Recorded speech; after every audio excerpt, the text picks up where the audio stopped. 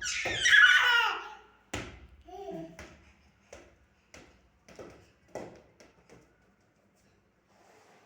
যেতে দেখি দুজনের মধ্যে।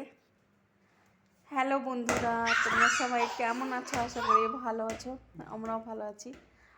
আজকে আজকে নিউ ভিডিও নিয়ে একটা চলে আসলাম। দেখো, ওর অয়নস আর ওর পাপা দুজনে যে বল খেলছে, আর অয়নস ভীষণই খুশি।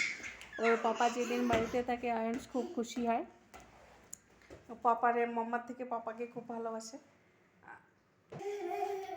আর এই যে বল প্লে করছে ওর পাপার সঙ্গে।